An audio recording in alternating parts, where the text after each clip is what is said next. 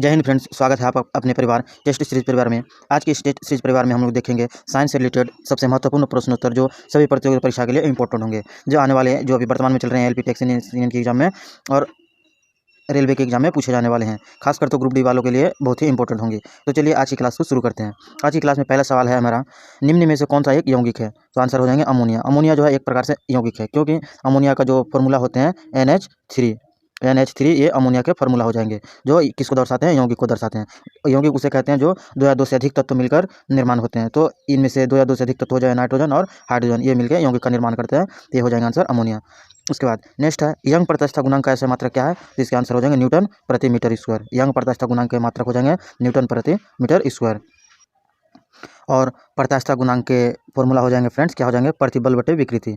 बल बटे विकृति इसके फॉर्मूला हो जाएंगे, बल बटे विकृति इसके फॉर्मूला हो जाएंगे। नेक्स्ट है, कैंडेला का मात्रक क्या है? तो हो जाएंगे ज्योति तीव्रता। ज्योति तीव्रता जो मात्रक है ये का मात्रक है कैंडेला। ज्योति तीव्रता का मात्रक क्या है? Candela friends. नेक्स्ट है, जल एक यौगिक है क्योंकि जल एक यौगिक है क्योंकि ये जो जस्ट अभी देखा हमने अमोनिया को यौगिक है, जल भी उसी तरह एक यौगिक है। इसमें रासायनिक बंधों से जुड़े हुए दो भिन्न तत्व हैं, यानी हो गए ना, यही जो दो या दो से अधिक तत्व मिलकर बनते हैं, तो ये वहाँ हो गए रासायनिक बंधों से जुड़े हुए दो भिन्न तत्व होते हैं, यानी H2O जो जल के फॉर्मूला होंगे, इन्हें दो भिन्न तत्व हो गए, हाइड्रोजन और ऑक्सीजन। नेक्स्ट है, वह विज्ञान जिसका संबंध जीवधारियों के अध्ययन से होता है क्या कहलाता है? जीव विज्ञान।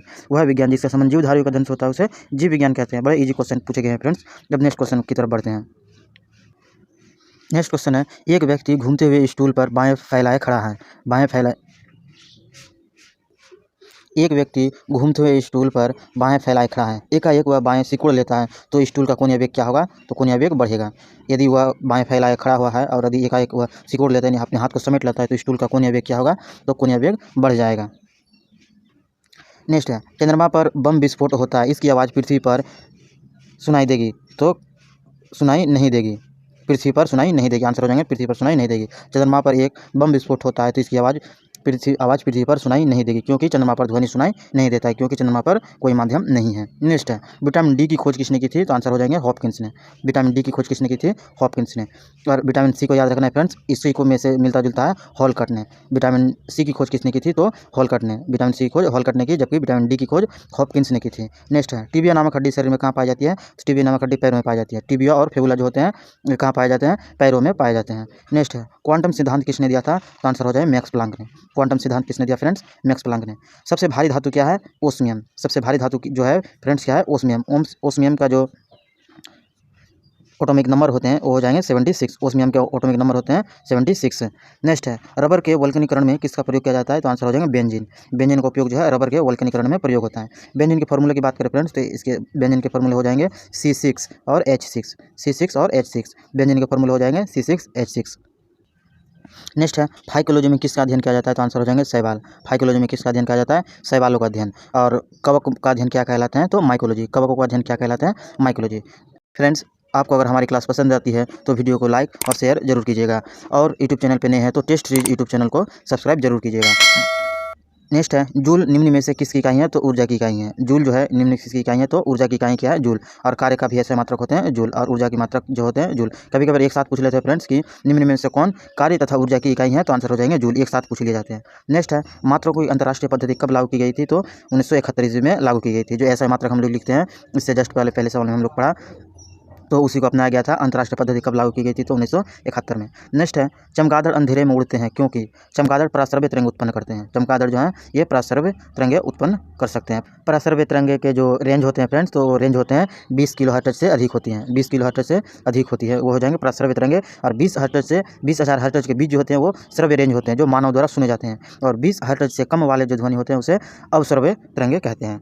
नेक्स्ट है, बर्फ में स्केटिंग करना प्रदर्शित करता है कि दाब बढ़ाने पर बर्फ का गलनांक घट जाता है। बर्फ पर दाब बढ़ाने पर क्या होता है? गलनांक घट जाएंगे, यानी आप बर्फ को यदि दबाए रखते हैं तो उसके गलनांक बिंदु घट जाएंगे, यानी देर से पिघलेंगे। नेक्स्ट क्वेश्चन, कपूर के छोटे छोटे टुकड़े जल की सतह पर नाचते हैं, क्यों नाचते हैं? तो पृष्ठ तनाव के कारण। पृष्ठ तनाव के कारण जो होते हैं जल के छोटे टुकड़े जल पर मतलब कि हिलते डुलते रहते हैं, उसी को कहेंगे टुकड़े जल की सतह पर नाचते रहते हैं। उससे तो किसके कारण होते हैं? पृष्ठ तनाव के कारण। पृष्ठ तनाव बराबर फॉर्मूला तो जानते ही होंगे फ्रेंड्स, बल बटे लंबाई होते हैं, यानी पृष्ठ तनाव बराबर फॉर्मूला हो जाएंगे बल बटे लंबाई। उसके बाद नेक्स्ट है पानी का घनत्व अधिकतम होता है 4 डिग्री सेल्सियस पर। पानी का घनत्व अधिकतम जो होते हैं 4 डिग्री सेल्सियस पर।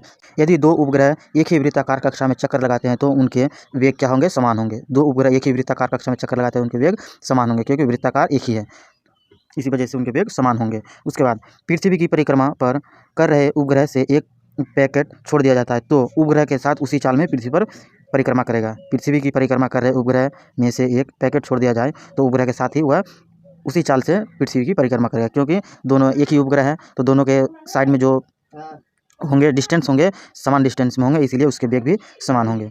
नेक्स्ट है दो समतल दर्पण एक दूसरे से 60 डिग्री के कोण पर झुके हैं, उनके बीच रखी एक गेंद के बने प्रतिबिंबों की संख्या कितनी होगी, 5 होंगी। एक गेंद कैसे करना है फ्रेंड्स, तो आपको याद रखना है, कभी भी दर्पणों की संख्या पूछे तो आपको n बराबर याद रखना है, n बराबर 360 डिग्री 360 डिग्री अपन 60 डिग्री, तो आप और प्लस में 1 कर देना है। तो आप इनमें से डिवीजन करेंगे तो आंसर हो जाएंगे 0 0 कैंसिल 6 और 6। इनमें से यहाँ सम संख्या आ चुके हैं तो सम संख्या में से एक घटवा देना है। सम संख्या है तो 1 माइनस करना है, और यदि विषम संख्या है तो विषम संख्या ही रहना देना है, तो आंसर हो जाएंगे 5। ऐसे तत्व जिसमें धातु और धातु दोनों के गुण पाए जाते हैं क्या कहलाते हैं, तो उसे कहेंगे उपधातु कहेंगे। ऐसे तत्व जिनमें धातु और अवधातु दोनों गुण पाए जाते हैं उसे क्या कहेंगे, उपधातु कहते हैं। उपधातु की संख्या जो है फ्रेंड 6 है, तो उनमें से क्या क्या है जान लेते हैं एक बार। उपधातु हो जाएंगे मेरे बोरान हो जाएंगे, सिलिकॉन हो जाएंगे, जर्मेनियम हो जाएंगे, आर्सेनिक हो जाएंगे, एंटीमनी हो जाएंगे, टेलिनियम हो जाएंगे और पोलोनियम हो जाएंगे। यानी कि उपधातुओं की संख्या फ्रेंड्स कितनी है, 7 है। बोरान हो जाएंगे, सिलिकॉन हो जाएंगे, जर्मेनियम हो जाएंगे, आर्सेनिक हो जाएंगे, एंटीमनी हो जाएंगे और पोलोनियम हो जाएंगे। सॉरी फ्रेंड्स, एंटीमनी, हाँ एसबी एंटीमनी और टेलिनियम हो जाएंगे। नेक्स्ट है वनस्पति विज्ञान के जनक कौन है, तो वनस्पति विज्ञान के जनक थियोप्रेस्टस हैं। वनस्पति विज्ञान के जनक कौन है, थियोप्रेस्टस है। नेक्स्ट है निम्न में से किसमें ध्वनि की चाल सबसे अधिक होती है, तो ध्वनि की चाल अधिक होती है इस्पात में होती है, यानी इस्पात ठोस है।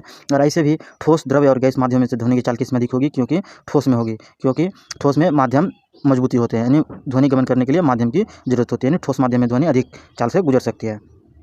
नेक्स्ट है एक व्यक्ति घूमते हुए स्टूल पर बाएं फैलाए खड़ा है तो एकाएक वह बाएं सिकोड़ लेता है तो स्टूल का कोणीय वेग क्या होगा, बढ़ जाएगा। नेक्स्ट है चंद्रमा पर एक बम विस्फोट होता है, इसकी आवाज़ पृथ्वी पर सुनाई नहीं देगी क्योंकि चंद्रमा पर माध्यम नहीं है। विटामिन की खोज किसने की, तो हॉपकिंस ने की। तो फ्रेंड्स आज की क्लास यहीं से टॉप 30 क्वेश्चन समाप्त होते हैं। अब फिर मिलते हैं इसी तरह के टॉप 30 क्वेश्चन को लेकर नेक्स्ट क्लास में।